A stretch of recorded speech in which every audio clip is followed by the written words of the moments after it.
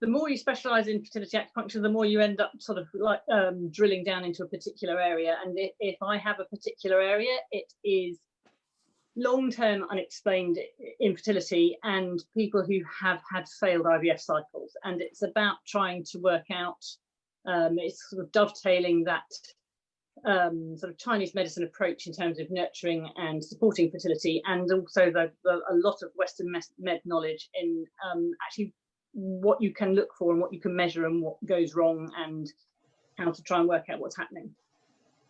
Amazing. Thank you very much, Alex. That's really helpful to hear a bit more about what you're about.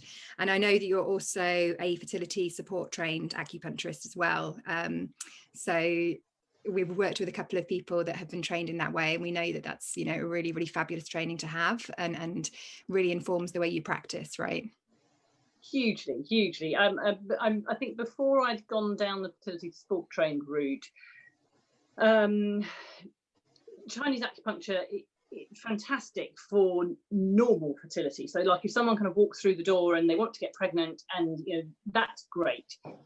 What I used to have, sort of used to run into a brick wall sometimes with people where it wouldn't happen, because you'd expect it to happen. You would expect, you know, 3 to 4 months later that they would be pregnant, and when it doesn't, it was like, well, not really sure why not. And within the Chinese approach, it was I felt it was very much a kind of like it was a game of trust. It was like, you know, well, we've got to assume it's getting better, and then we've got to assume it's going to nearly get there, and at some point it will get there.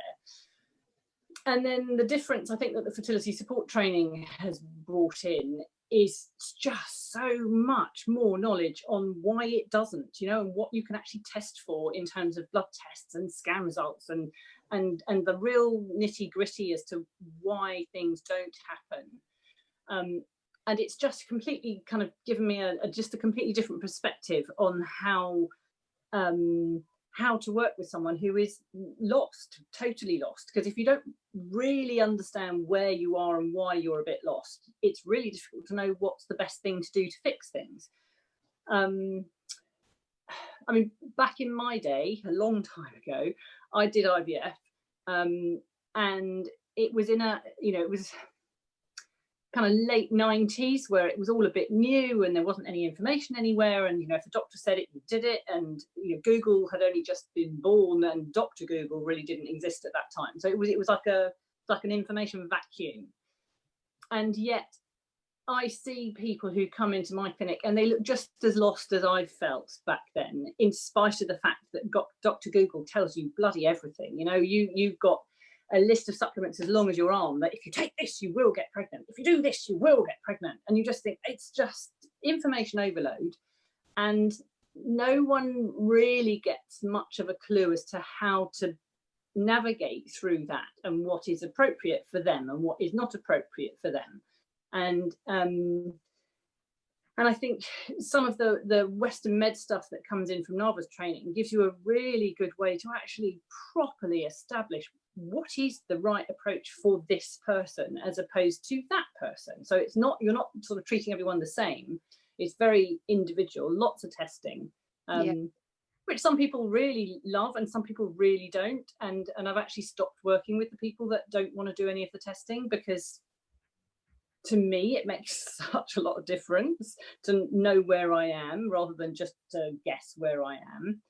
I must say I've experienced that testing and that approach, and I found it really, really helpful and useful to take back a bit of that control and really understand what's going on with your body and what can impact your fertility. For those of you who don't know me, by the way, I'm Abby, and I'm one of the co-founders of the Fertility Circle.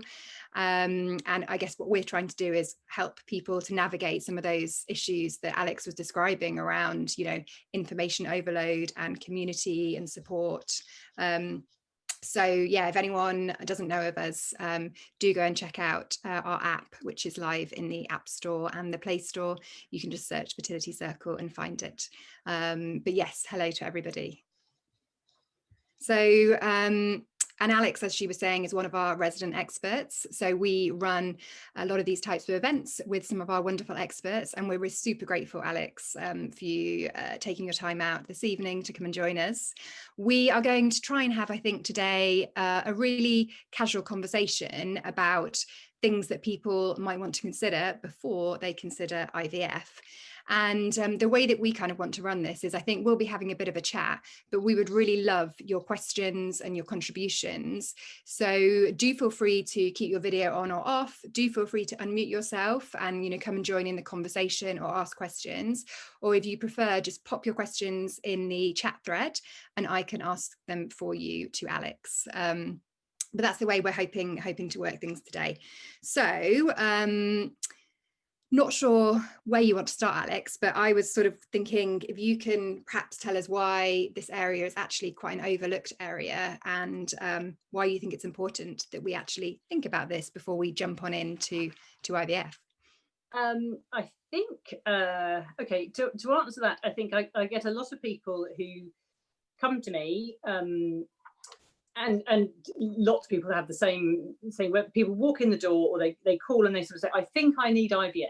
And, you know, it's always, well, why do you need IVF? What makes you think you need IVF? And the answer is usually because they've been trying to get pregnant for 1.5 years, 2 years, it hasn't worked. And their doctor says there's nothing else they can do for them, you know, apart from send them towards IVF.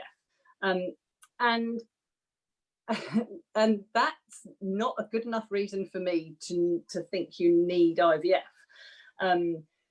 It doesn't explain why you're not falling pregnant. It doesn't suggest, there's nothing in that would suggest that IVF is necessary or that it would work, because if there's something fundamentally out of whack in terms of your menstrual hormones, in terms of your kind of nutrient balance, your vitamins and minerals that you're sort of running with, if there's something out of whack there that is preventing you from getting pregnant, it will prevent IVF from working. So if you don't look at that, then you risk going through IVF, you know, with an existing thyroid problem, with you know, an existing sort of anemia, iron, ferritin levels on the floor kind of problem, with an existing vitamin D deficiency. So they're all things that can and do cause IVF to fail, but they're also reasons why you possibly are not getting pregnant in the first place. So if you find those things and you can fix those things, then IVF may not be necessary. The other thing that is really common is people don't seem to realise how much some of the natural sort of fertility support or menstrual support stuff can make a difference to menstrual cycles. So it's really unusual that I would have someone come in and we talk through their cycle and what their cycle is like, and they would explain that their cycle is perfectly good. To me, a normal good cycle, a fertile cycle, is you've got a 28 to 32 day bleed, you ovulate on around day sort of 16-ish, no particular hormonal kind of big signs and symptoms through the month, so no kind of sore boobs around ovulation or sore boobs just before the bleed, no menstrual big trigger menstrual headaches. The cycle itself would be relatively painless. A little bit of discomfort on day 1 or 2 is not that much of a worry. A little bit of discomfort on the day before the bleed, not much of a worry, but certainly not this massive pain. You don't want a cycle that's really light and thin and short. You don't want a cycle that's really heavy and floody and clotty. You just want it nice and bright and red and fresh, and, you know, 3 to 5 days, moderate flow. That's what a healthy cycle looks like. And when it's very different from that, then you know that the body is struggling. So the cycle is like a really obvious symptom in terms of, you know, certainly in a Chinese medicine, it's a really obvious symptom for how your system is running. So if it's not right, then it needs work and it can get better. The problem is, like, your GP wouldn't have a clue about how to do that. There is no tools in Western medicine that will improve your cycle. You have to start working in that kind of realm of nutritionists, acupuncturists, you know, other alternative therapies, but that kind of alternative health support system is where you're going to make a difference on a cycle. And you can see that potentially the cycle itself, I mean, the hormones that are running the cycle are also generating your follicles and growing and developing your eggs. But the nature of the bleed is really significant because it is really indicative of how healthy your uterine lining is. And again, there's things that come up in cycles that kind of point you to sort of think, oh, you know, are we looking at a thyroid issue here that's not been diagnosed properly? Are we looking at an iron issue here? You know, there are things that come up. So I can't even remember what the question was. We were just talking, I think, about kind of why this area is overlooked and why it's important generally. And I think, yeah, that's a really helpful answer. They just don't know what you can do. People don't understand. They don't understand what can be done. And I get people, you know, at the beginning, and we'll talk through the cycle. I say, well, we'll change that.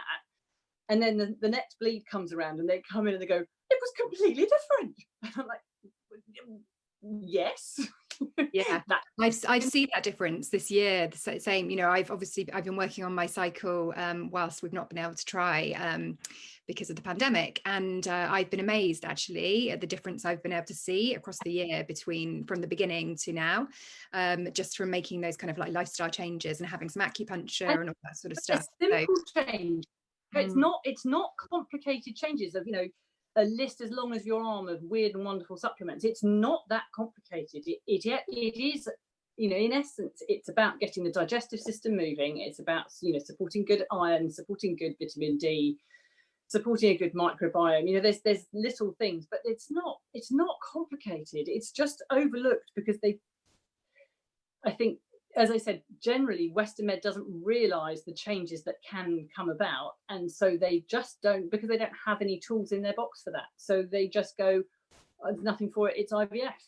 Yeah, and I think what you're saying, which is really helpful, is that regardless of whether the changes that you make can lead to a natural pregnancy or whether in fact you do end up going and doing IVF, these things are really essential to make a difference to either of those two things.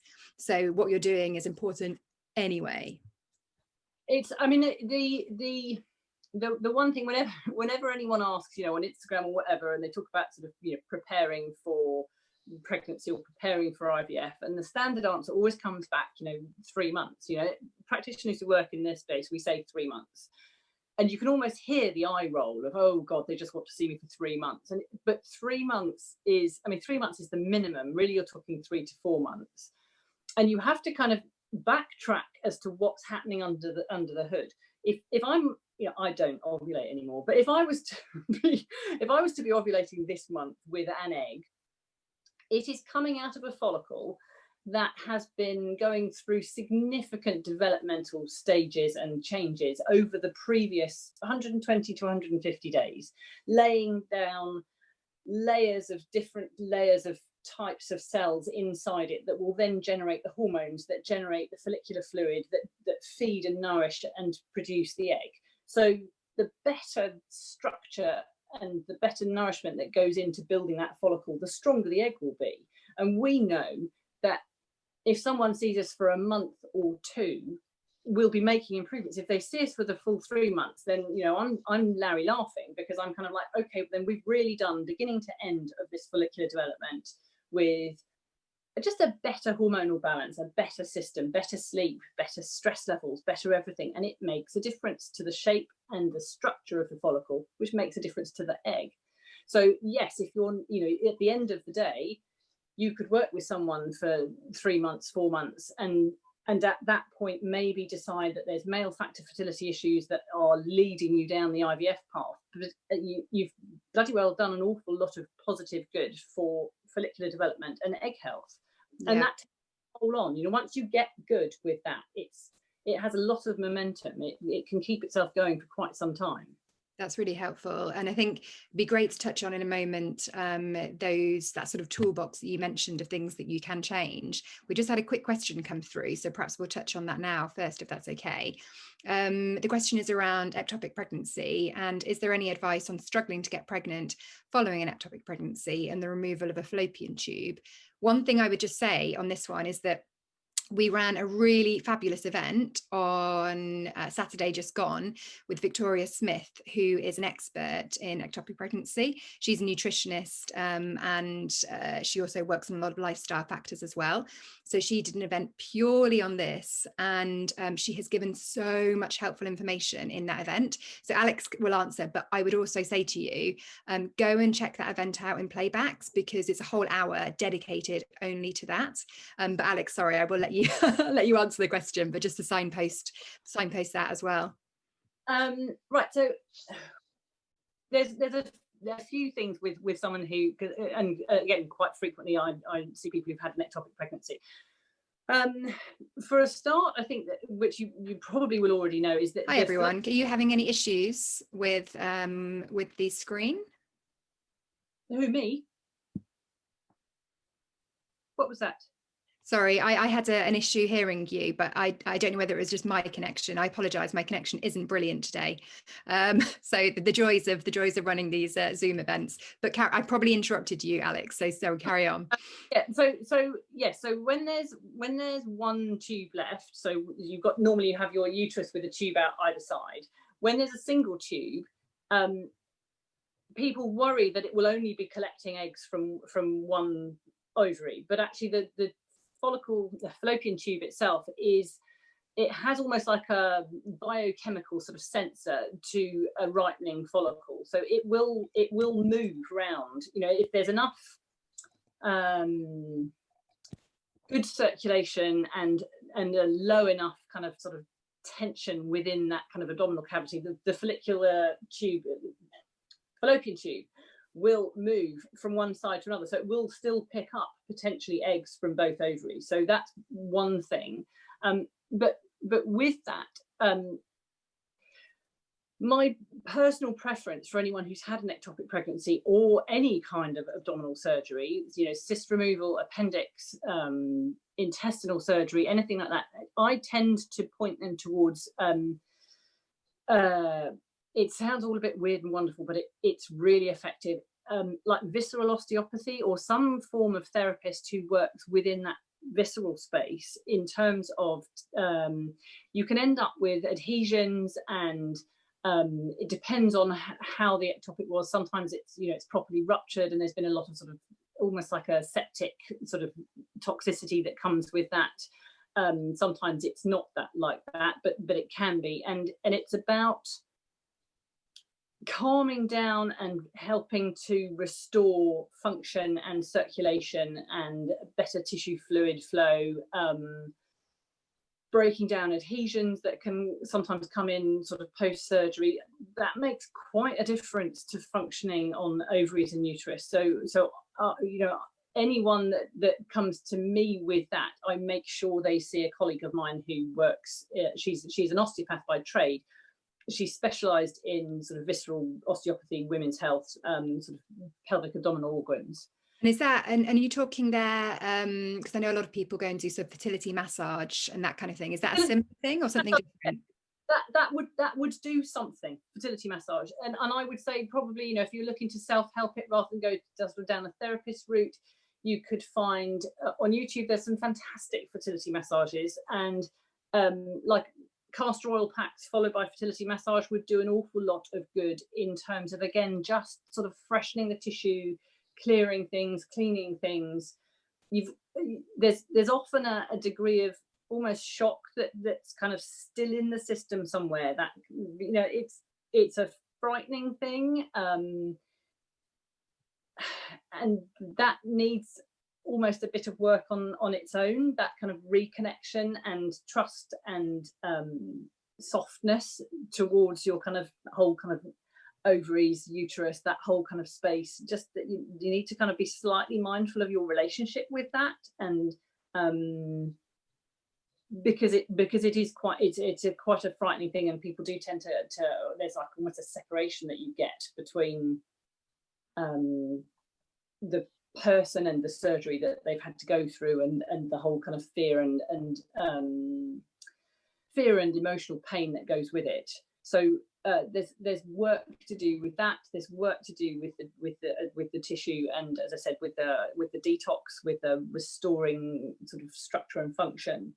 And then from a sort of forward perspective on that, I suppose then I would, yes, Victoria Smith will have some fantastic stuff in terms of just dietary changes to help kind of lower down that sort of inflammatory response that can maybe have been at the root of why there was an ectopic pregnancy in the first place. Maybe that, you know, maybe there was a bit of sort of abdominal inflammation, maybe the tissue was,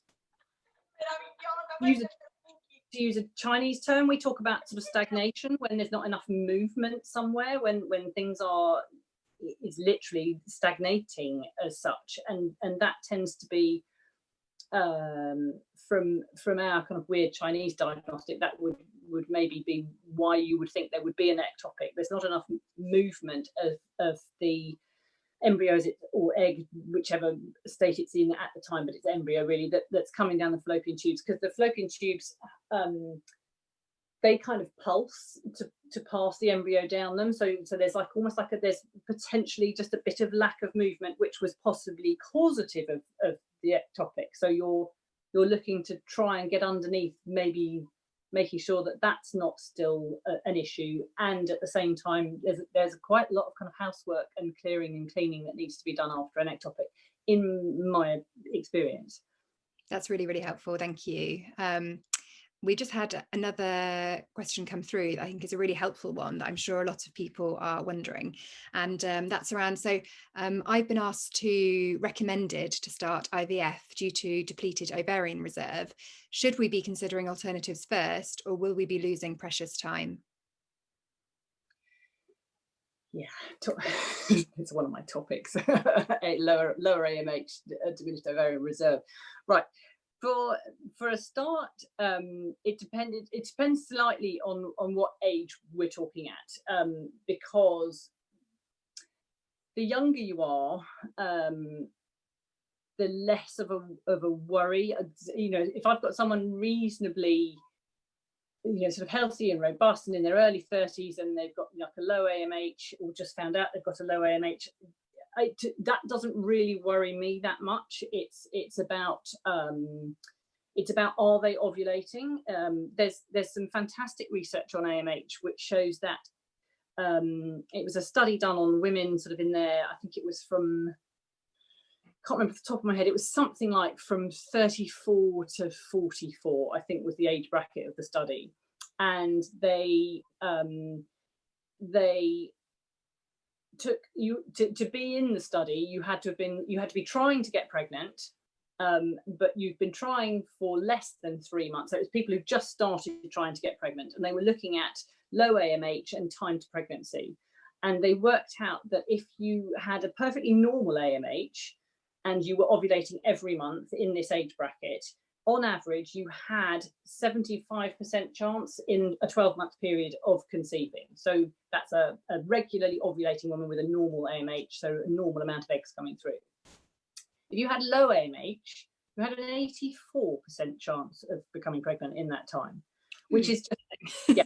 Okay, can I just say that again? If you had a normal AMH and you were ovulating, you had a 75% chance of getting pregnant. If you had low AMH and you were regularly ovulating every month, they had an 84% chance of getting pregnant in the same 12-month period. So low AMH doesn't mean your eggs are bad. It doesn't mean your eggs are low quality.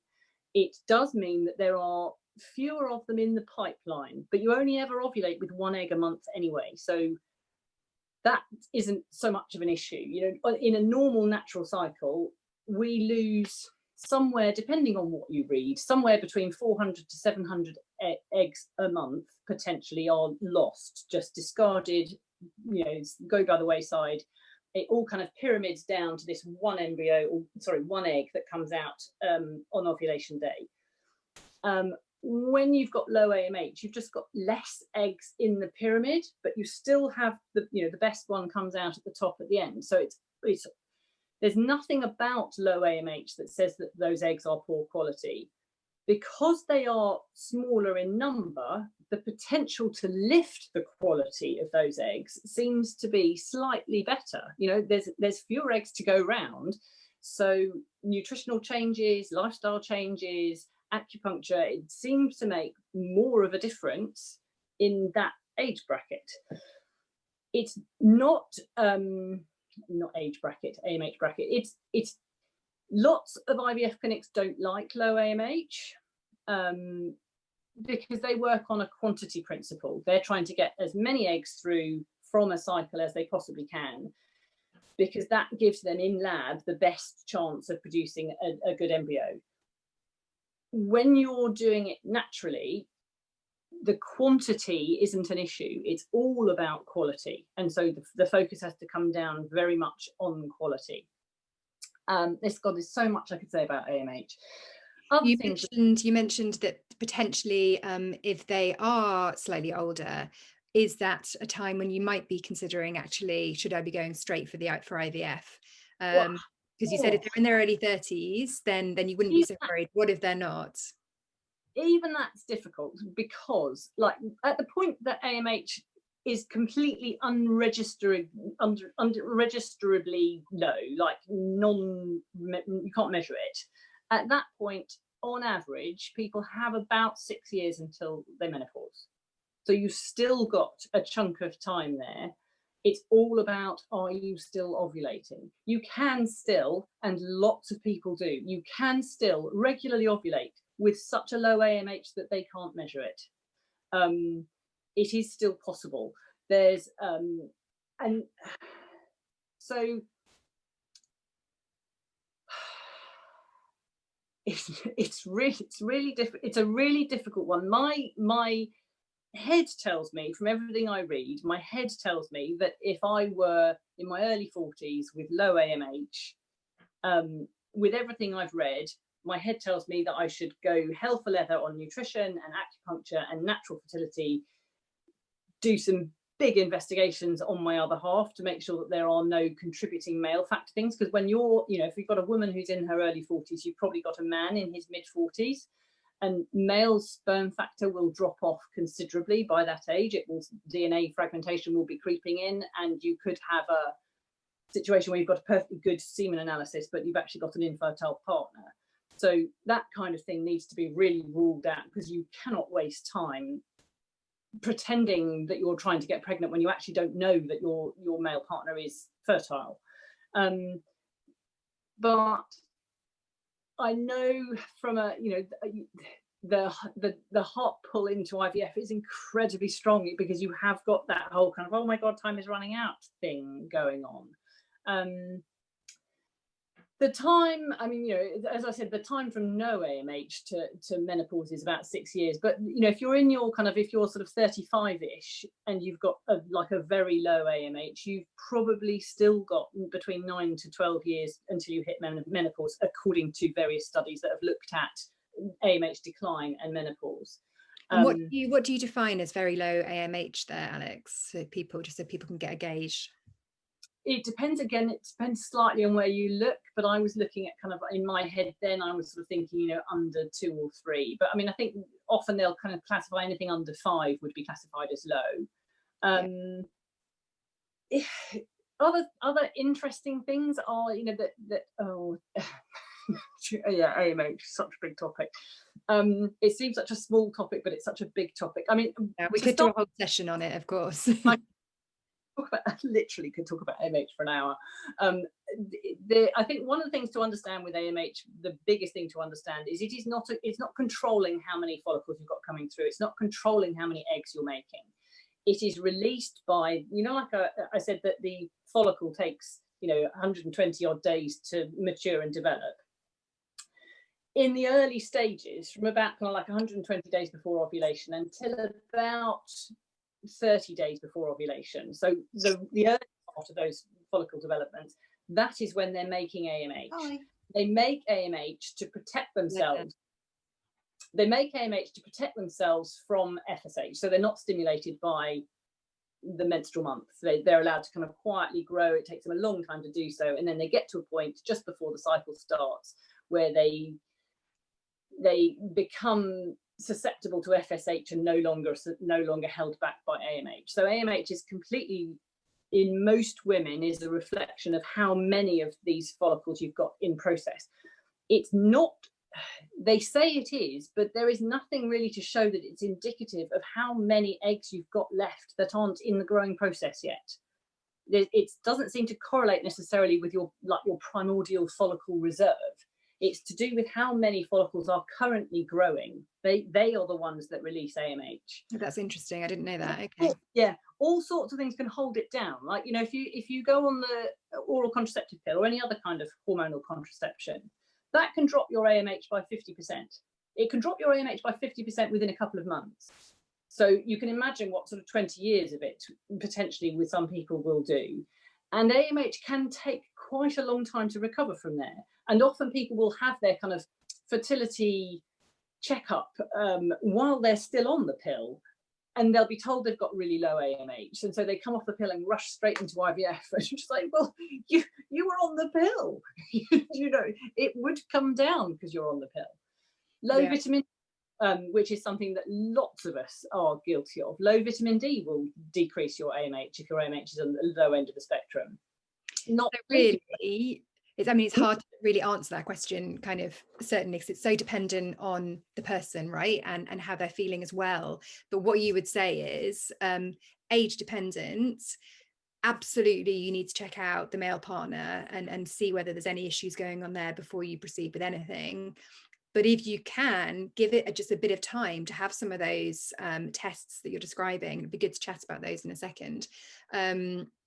And give it maybe, you know, 1 to 3 months, ideally 3, to actually work on that egg quality. Then that would be a great precursor to going into IVF. Yeah.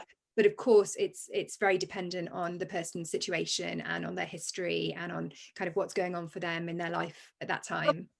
I would definitely say that when you know, even with low AMH, if IVF is calling and that's the way you're going, because you're not looking at a likelihood of making loads of eggs, you're only going to be making a few. That really does weight the idea that preparation for that IVF cycle is key. It makes such a difference. You just don't want to rush into IVF with something like low AMH. You actually want to put that groundwork in. So those kind of that 3 month, that, you know, trimester 0 as they call it, that the pre-pregnancy window, make the best follicles you possibly can to make the best eggs that you possibly can. Don't skip that stage when there's not necessarily going to be lots of eggs in process. And the reason, just to explain why with a low AMH, and again, I have to kind of caveat that with most, because there are exceptions, but with low AMH, you will normally not get many eggs from an IVF cycle, because at the very beginning of an IVF cycle, the whole point is that you've got this kind of cohort of what's called antral follicles they've all these little follicles that have been protected by AMH the whole way through, and they get to a point where they then suddenly tip into follicles that can be stimulated by FSH. And when they get to that point, they're called antral follicles. In an ordinary cycle, you might have, you know, say you were an ordinary woman and you had, you know, 10 antral follicles, and they would all grow on until about day 5 or 6, 7, 8 of the cycle, somewhere around there. And then one of them gets the nod, the rest of them get told they're going to get destroyed. One grows on, it ovulates. In IVF, what they do is they kill off the mechanism that tells those other eggs that they're going to get destroyed. So the whole cohort grows up. So you don't lose, you know, 9 of them and end up with 1 ovulating. You end up with 10 potentially ovulating. And so they take all of them. When you have low AMH, you've got less in the pyramid. So your pyramid is tighter. So your number of antral follicles is much smaller. You might only have 2, 3, sometimes you may even only have the 1. So you've got much fewer follicles for them to harvest. They can pump you with all the drugs in the world. You haven't got any more follicles ready for them to grow on. They're not there yet. They have got some interesting ways to work around that. Clinics that specialize in IVF with low AMH, some of them will do something called batching, where you'll have multiple back-to-back cycles, and they will take, 1, 2, 3 eggs. They'll take what they can from each cycle until they've got like a decent pool of eggs, at which point they will sometimes they will save them as eggs. Mostly nowadays I think they save them as embryos, but they need like a decent pool so they can then do their selection process and work out which ones to transfer back in. Or another thing they sometimes do is something called seeding, where before the cycle that is going to be your IVF cycle, they kind of feed the previous cycle with a bit of extra hormone, just to try and get some of those follicles that are nearly at antral stage just to grow on to the point that they would reach antral stage, just to try and bump up the number of antral follicles that they would have. Either way, with clinics that work with low AMH as a thing, they're both good ways to get more out. I do find batching's quite hard work on the ovaries. If you've got ovaries that are naturally slightly producing lesser eggs, to hit them hard with IVF 3 months in a row or 4 months in a row, or even 2 months in a row, it's quite hard work. You normally find that people have quite a sort of hormone and energy dip after that. But in terms of just because I like analogies, I use analogies in clinic all the time. In the summer, you might have a rose bush in your garden in the summer, and it's smothered in roses, and that's like an ovary in full bloom. When you're young and you're fit and you're healthy, you're early 20s and you don't want kids. You've got eggs coming out from everywhere, and they look gorgeous. So this is this rose bush in summer. When you get to later on in the year, even at this time of year, if the rose bush has been carefully nurtured and looked after and pruned and fed and protected, it is still producing roses. Not nearly the same number of roses, but it is still producing some fantastically beautiful roses, just much less of them, because it doesn't have the energy that it did used to have. But no being is designed to produce crappy eggs. We will produce the best possible eggs that we can with the resources we've got available. So there is always the potential, as long as you give yourself the resources, that you will produce amazing eggs, even though there's only a few of them coming out. However, if you don't look after your rose bush, it might not produce as many nice looking roses. That's really, really helpful. Thank you so much. Hopefully that answers the question as much as we can. I would definitely welcome any other questions coming through, but there's two things I'd like to touch on if we don't have any other questions at the moment. And one is around the toolbox that you spoke about and what we can what we need to consider and what we should do before we go ahead with IVF. And the second one is probably linked to that, the tests that we should consider doing as we start that process, I suppose, and before we do IVF. You've mentioned a couple around thyroid and that sort of stuff. Yeah, great to talk about those a bit more. And they are. I mean, I'll run through some of the ones that I would normally go through with people that come in. It's not easy. It's not easy to give kind of like necessarily blanket figures of because things are different for different people. However, like thyroid is probably, when you on a few studies I've read where they look at, they've taken a cohort of people with unexplained long-term infertility, and then they've actually tested them to death to try and work out what on earth is actually going on. Tends to be almost 50% of those people, at least in 2 or 3 studies I've looked at, their thyroid is at the root of it.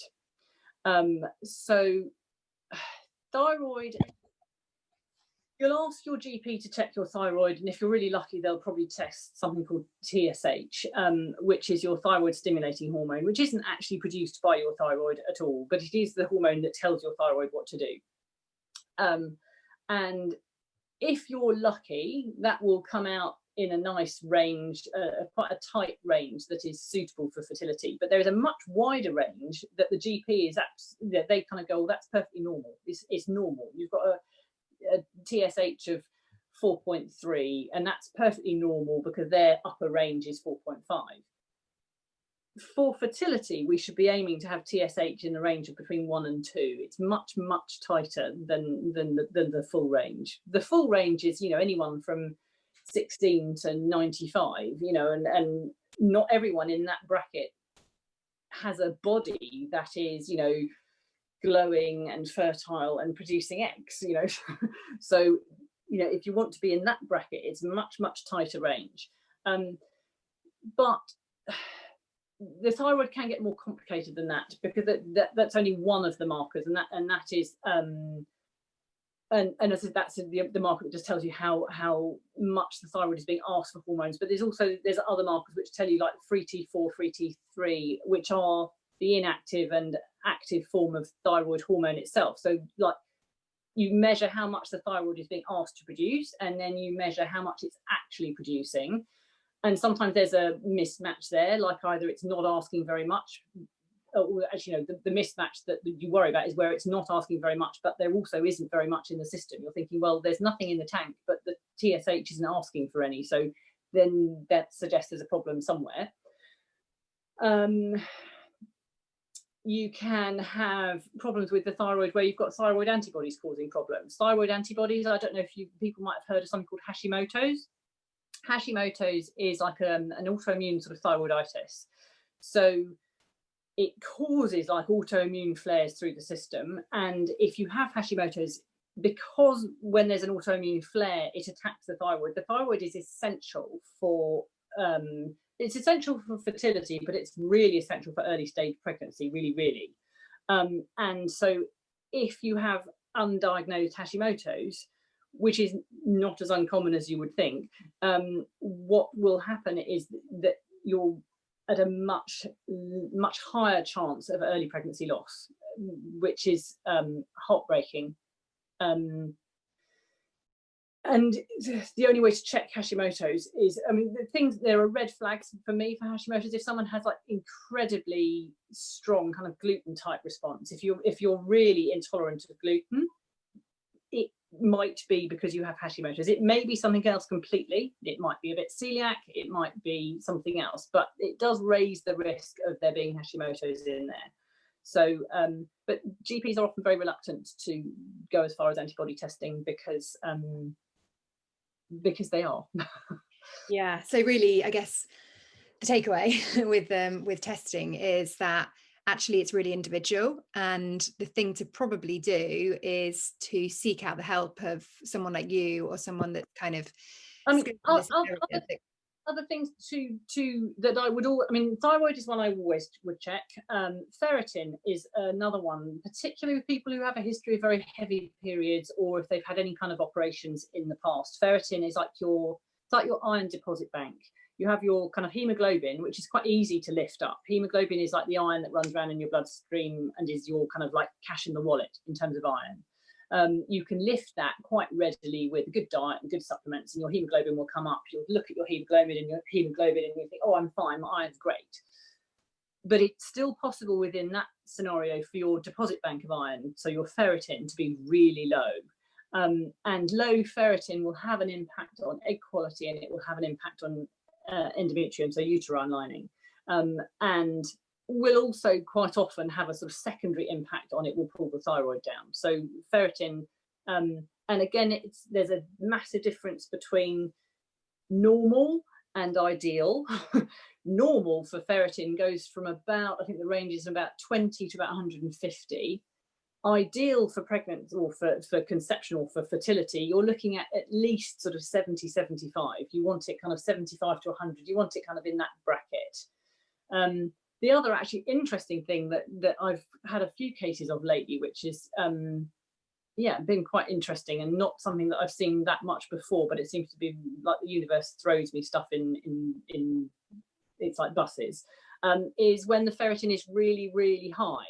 So as I said, the top level of ferritin normally is listed at somewhere between 150 to 200. But again, if you come in with a ferritin of 900 or 1,500 or something, that suggests that there might be something called hemochromatosis. Not necessarily hemochromatosis, but possibly hemochromatosis, which is a genetic disorder where you absorb too much iron. And often people won't even find out about it ever, and if they do, they'll find out about it in their kind of 40s and beyond. So it's something that we're not necessarily aware of when we're younger, but that can cause issues. Vitamin D, that's another one to test. Again, will cause implantation failure, can interfere with egg quality.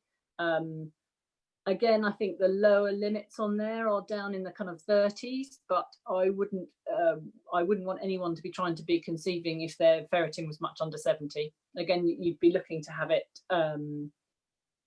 quite high, because the whole vitamin D, you're saying, sorry, rather than, is this the vitamin D? This is the vitamin D level, sorry, yeah. Yeah.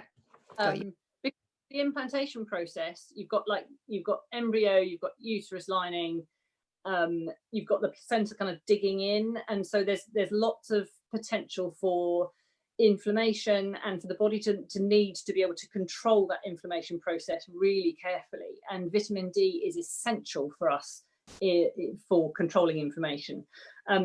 If you have something like endometriosis, which is naturally slightly kind of inflamed a lot of the time, you will find that you eat your vitamin D. You know, it's really hard to maintain a good vitamin D without consciously supplementing it and testing it every now and then, if you've got a sort of any kind of inflammation going on in the system all the time.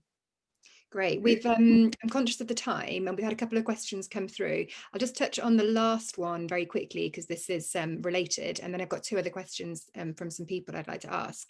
But the last quick question is, should vitamin D ideally be 70 or above for men too? Yes. Oh God, yes. Yes. Great. And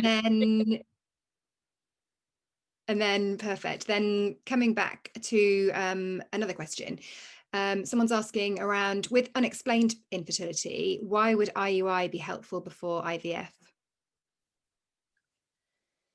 Oh.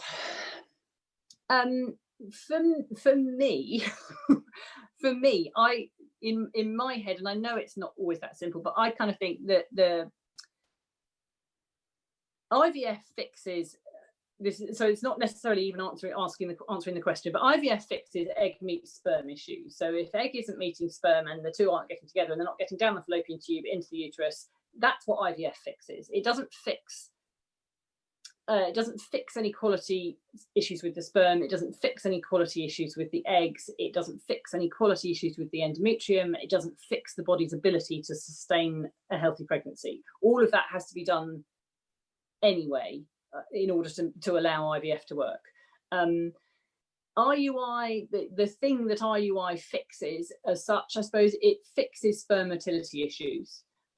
So if you're fairly confident that the eggs are there and that they are moving down the fallopian tube and that there's nothing in from that sense that's going to be in the way, then what the IUI will do is, but they take the semen, they wash it, and they usually kind of wash it and sort of clean it up. So if there's a lot of crud and dead stuff in there, they get rid of it. I think they put it in a fluid often that is kind of sperm supportive, and so it gives them just a bit of a lift. So it can solve a male motility issue. But sometimes male motility issues are caused by other things that can be looked at in terms of, you know, going down that kind of urology route rather than relying on IUI to fix something that actually is fixable a different way. Okay, great. That's really helpful. Thank you. I hope that helps with that question. We've had another question come through that's around progesterone.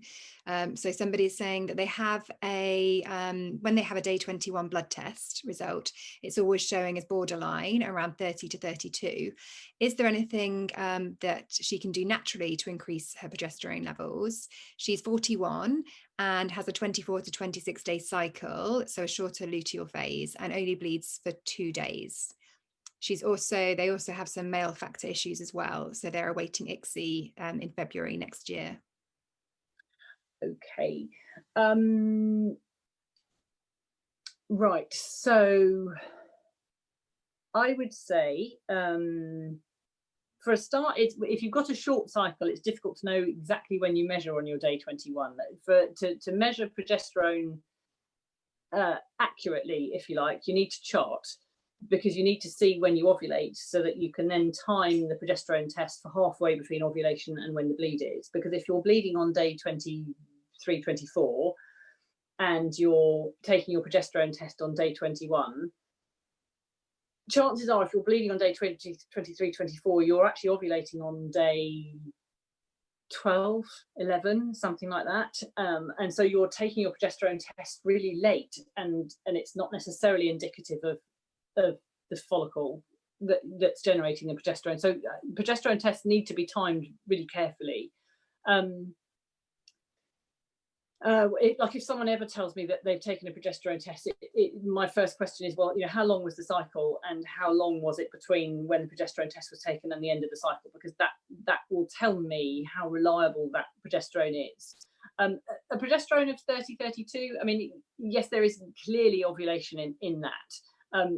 Where you've taken it in that 24-day window would determine whether you were actually taking it at peak or whether you weren't taking it at peak. The ways to boost progesterone, you have to think first about where progesterone is coming from. Progesterone, you've got the follicle, it's released the egg, the interior of the follicle then luteinizes, all those cells turn into progesterone pumping cells. So the progesterone is dependent on the follicle health to start with. Good diet, nutrition, supplements, potentially acupuncture as well. Sorry, I am really biased on that one. But will make a difference to follicle health. I would normally see in clinic, acupuncture would make a significant difference on cycle length as well. We would, you would expect a cycle to edge back towards the ideal cycle length, whether it's too long or too short. You just expect it to move back to the right ballpark. So to improve progesterone, you're looking at improving follicle health with the preparation and cleaning up the diet. So good basic Mediterranean style diet with lots of healthy fats and oils, nuts and seeds, low sugar. It's really important to keep the bowel moving. Constipation is not your friend with fertility. Constipation is you need a daily bowel movement in order to support the estrogen elimination processes. So that alone can make a huge difference actually to how the hormones are working. I would tend to recommend people try chia seeds rather than something irritating to get the bowel moving, but bowel movements are really important. Another aspect of how your progesterone production works is once the progesterone has come out as such into circulation, it travels up and it tells the thyroid to turn up. So the progesterone tells the thyroid to upregulate, and that actually is, like when you see the temperature charts, you get like the follicular phase and then it comes up and you've got luteal phase. That shift is the progesterone telling the thyroid to turn up. So the thyroid is responsible for the shift in temperatures. And the thyroid in turn will speak back to the corpus luteum to tell it to pump out. It'll kind of go. The progesterone says, "We've just released an egg," and then the corpus luteum, the thyroid kind of goes, "Oh, you've just released an egg," so it kind of goes, "Let's get ready for pregnancy," and then it kind of goes down to the corpus luteum and says, "We're ready," and then the corpus luteum goes, "Let's make more progesterone." So it's this kind of like they have this kind of feedback loop between the two of them. So if the thyroid is slightly struggly, it doesn't feed back quite so well, and that will potentially cause the progesterone to drop off sooner than it would want to. So thyroid can have quite an impact on progesterone. In terms of sort of dietary things to help with progesterone, vitamin C, but not like loads of artificial and pill form vitamin C, but like just make sure that there is plenty of fresh vitamin C in your diet in terms of oranges and stuff with lemon juice on and stuff like that. So vitamin C sources are good for progesterone production. What else? I don't know. So that's really helpful. What she was saying is actually she does chart, and the 4 tests she's done have been equivalent to her day 21 test, so she knows they're at the right time. Right. Okay. So they weren't data. So the lifestyle changes are around like the Mediterranean style diet, kind of making sure that you're getting the right vitamin C in your diet, and kind of reducing sugar, and so making sure that basically that all the hormones can talk to each other in the right way to give you the best chance of having those kind of higher levels.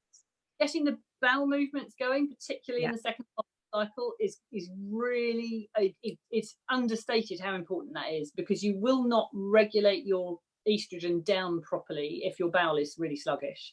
So you have to get that bowel moving in order to allow the estrogen to come down, to then reset properly for the next month, to then allow a decent stimulation so that you end up with a better follicle the following month. If you end the month with estrogen stuck in the system on a kind of recycling kind of pattern, you don't give yourself enough of a chance to do a really good month the following month. That's really interesting. Such a good tip that you don't hear very often. So yeah, thank you for sharing that. I'm conscious of time, and we've got a couple more questions that I would love to touch on if you're okay with that from people. I'm okay. Amazing. So the next question is around if I'm put on thyroxine to get TSH down for optimal for fertility, would I be on this for life? My TSH is currently 2.9. You'd be lucky to find a GP that will medicate you at 2.9, but if you found one, he's a good one, or she's a good one. The GPs are really reluctant sometimes to medicate TSH if it's much, unless it's they're just reluctant, and certainly if it's in the twos, they're often very reluctant.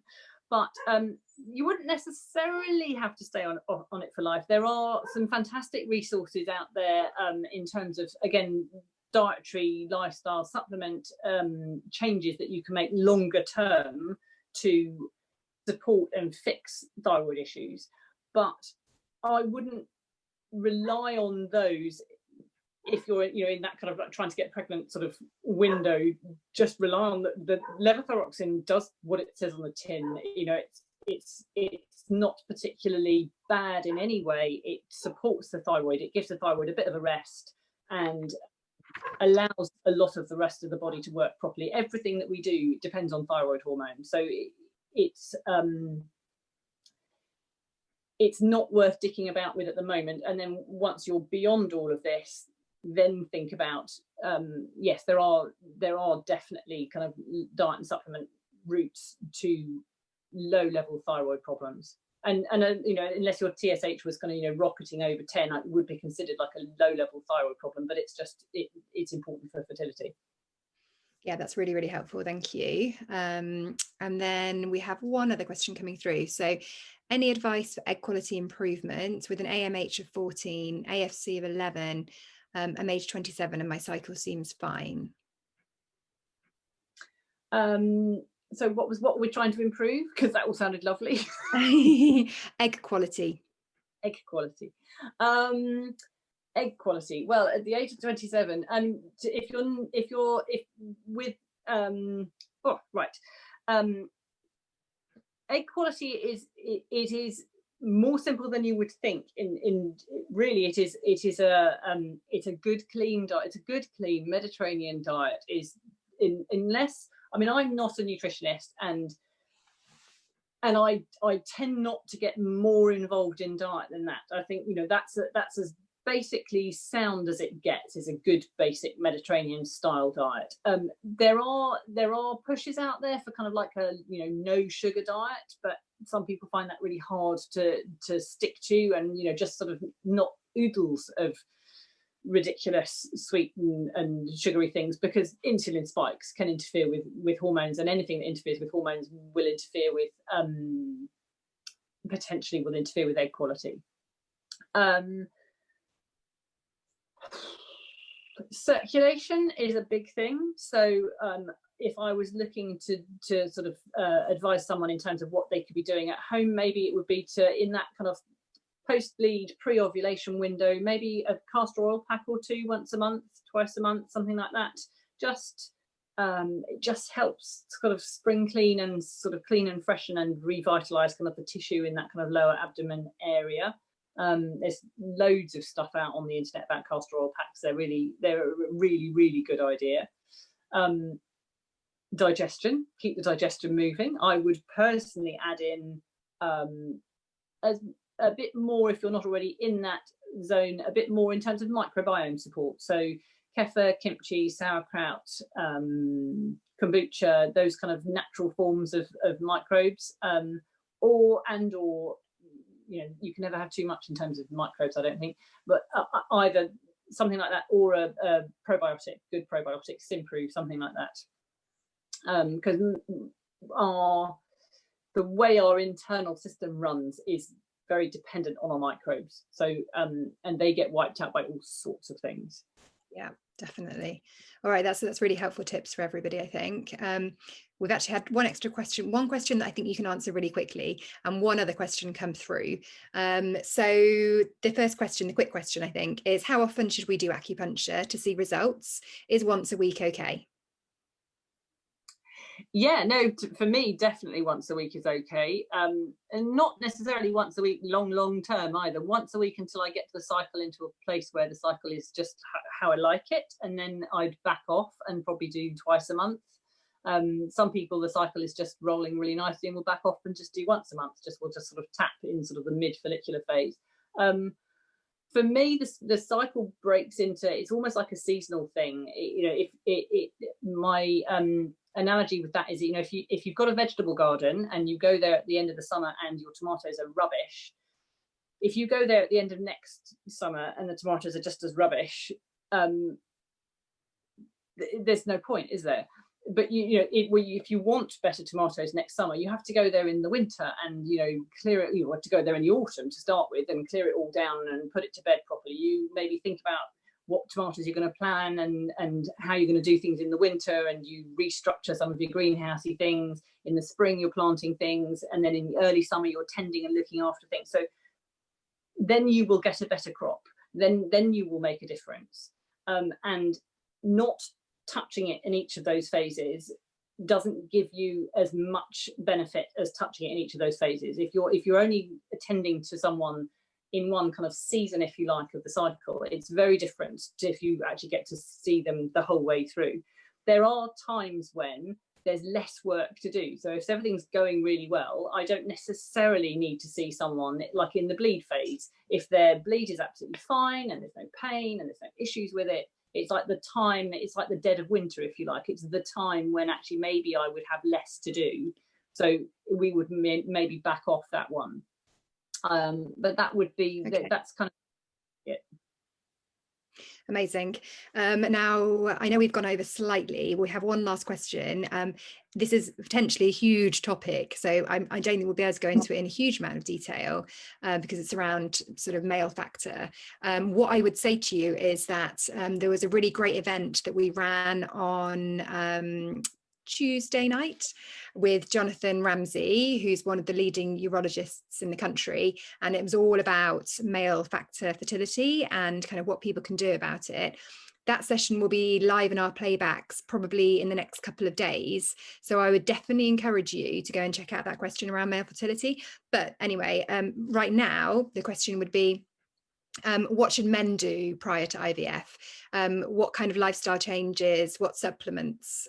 They've already got some male factor fertility issues. Okay. Men, again, you're talking a sort of like, depending on where you look, 8, 9, 10 week build up between from when a sperm starts being made to when it comes out the other end. So again, there's quite a long chunk before IVF where you've got an potential to have some input. Diet, again, clean diet, keep the sugar down, keep the smoking out completely if at all possible. Cold balls are good. So if they're overheating, that's not good. And actually, I haven't personally tried them, but I read about them, and I'm very excited about the idea of them. But they do these special pants that you can put like an ice pack in. The thought of putting an ice pack in my pants is really unappealing, but apparently the boys like it. But we have them in our shop in the app. Yes, snowballs they're called. Snowballs. Yeah. Well, they're apparently men think they're really comfy. I can't think of anything worse than having an ice pack down my pants. But so because like a degree or two temperature rise within the testicles knocks sperm health down considerably. So actually by keeping them cool, so if if he has a habit of wearing tight pants and tight trousers, when he gets home at the end of the day, you get him to take his trousers off and put some loose jogging bottoms on. You know, just really work on that side of it. Again, microbiome makes a difference. So there's quite a bit of evidence at the moment about lactobacillus being quite a good probiotic for male sperm health, and actually for female health as well. So that's, you're talking again the kefir and things like that. So yeah, what and else? on supplement side, The acupuncture, sorry, just get that one out there. Yeah, and stress is really huge for men. And the other thing I would say, actually, within that kind of 3-month window when you're building up to IVF, anything that goes on in terms of massive stress events, illness, binge nights down at the pub, anything like that potentially has quite a long shadow on it in terms of male fertility. So it's like he needs to be taking that prep window as seriously as you do, which some of them do, and some of them particularly if they've had an okay semen analysis. A lot of guys seem to kind of be of the opinion that, oh, my semen analysis is fine, I'm fine, and you need to listen to Mr. Ramsey's thing to work out that actually you're not necessarily fine. There are a lot of people who have semen analyses that are fine, that are not fine. Particularly in the group of people or group of couples that are having long-term infertility, there is so often male factor involvement that is not being picked up. Yeah, that's really helpful. And the only thing I would add is on the supplement side of it, if you head over to the shop in the app, you'll see we have a bunch of supplements that are for men, and we've sort of done the research and sort of only included the very best supplements there, the kind of highest quality supplements. So go and have a look at those, and you'll see there's some really good ones around male fertility. Is there anything you wanted to add on the supplement side, Alex? Yeah, the only thing I would add on the supplement side is more is not necessarily better when it comes to male supplements. The sperm need a certain amount of, particularly in terms of antioxidants.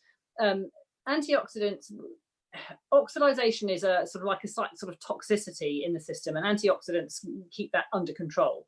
But we need a little bit of oxidization to turn on some of the earlier stages of sperm development. So there's a Goldilocks zone really in antioxidation where you want a bit but you don't want too much, and there's increasing evidence that people who are taking multiple different brands of antioxidants and eating a really clean diet, that they're lowering their oxidation levels to the point that it is interfering with sperm development rather than helping. So if your diet is really clean, take like a minimal amount of supplements. If your diet is so-so, then take a supplement, but don't take, multiple. More is not better. Really important point. Thank you. One last question, if you have time. Is there any specific acupuncture protocol to do before and during IVF?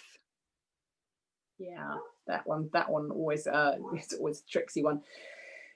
In my opinion, there's some very good research that was done, oh god, I can't even remember how many years ago now, quite a long time ago, when they were looking at whether acupuncture did or didn't make any difference to IVF, and they did it in terms of pre-collection, post-collection, or pre-collection and then pre-post transfer treatments, and they were done under kind of blind control kind of conditions. It fitted with the kind of the Western way of looking at evidence, and there is evidence that they make a difference. To me, that makes like so little difference compared to 3 months preparation before IVF. I won't maybe I'm just tricky. I won't even do that if I haven't been treating someone for the 3 months before, because it's like I can't sell that as I think I've made enough of a difference, because to me it doesn't make that much of a difference. The preparation makes the difference, and the pre-post treatments, yeah, they make a bit of a difference, but I'm not overly swung on them as in the bigger picture. The one exception that I do think is really important, and I do for my clients, I will do pre-post transfer treatments because the clients like it, but I don't do it because I think it's necessary. I do it because because that's what the world says that you should do. But if you're going for a fresh transfer and you've had a lot of eggs taken, or there's any hint that you might have been heading towards hyperstimulation, or you've done really, found the stims drugs really kind of toxic and difficult to process, then I would say slam as many treatments as you can in between collection and transfer in order to support like the healing process, the clearing out process, the hormone reset process. Get as much support in that window as you can. So, a couple of treatments, 3 treatments if you can, just to get that body to settle down. Because potentially if you've had lots of eggs collected from an embryo, from an ovary, it's got like multiple little cuts all over it where they've been in and out taking the eggs.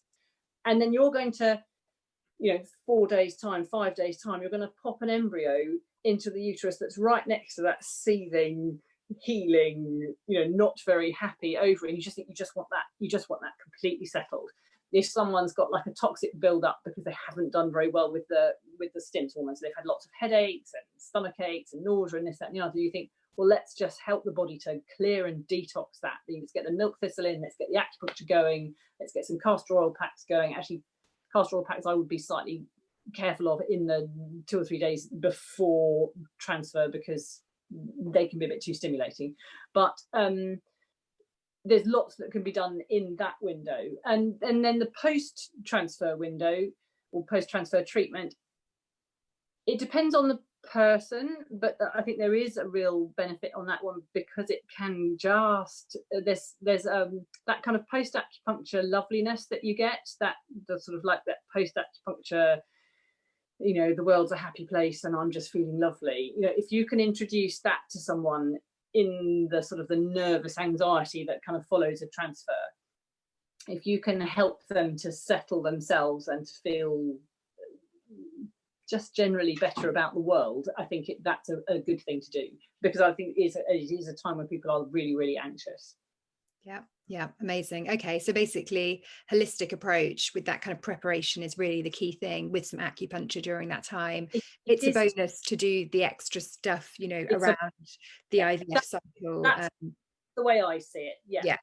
I probably will get shot by a lot of acupuncturists for saying that. Sorry. It's Alex's opinion, everyone, just so so you know. I work. Yeah. Amazing. Thank you so much. I don't think there's any more questions coming through, but we're having lots of thank yous from people.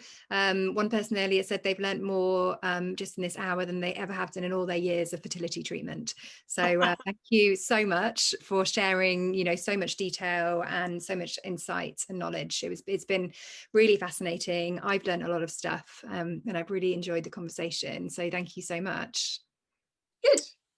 If anyone wants to know more about Alex, you can go and check her out in the app. She has a profile on our kind of resident experts page. We've also got lots of really brilliant content that's written by Alex in our learn section. So if you're interested in AMH, we've been chatting about that a lot. Go and check out her article on that.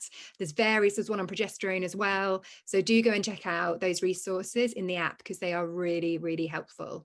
Anything you wanted to say, Alex, about how people can get in touch with you or anything? No, I don't think so. Sorry. Yes. I think my contact details are somewhere on your app somewhere. They're on your profile page. So yeah, if you want to get in touch with Alex, fabulous, do go and check them out, and all her contact details are on there. Or I'm quite vocal on Instagram, Essex Fertility. I'm often bouncing stuff around up there. Brilliant. Thank you so much. Lots of thank yous from everybody. Thank you from us. And we will close the call now. And thanks to everyone. Have a really nice rest of your evening.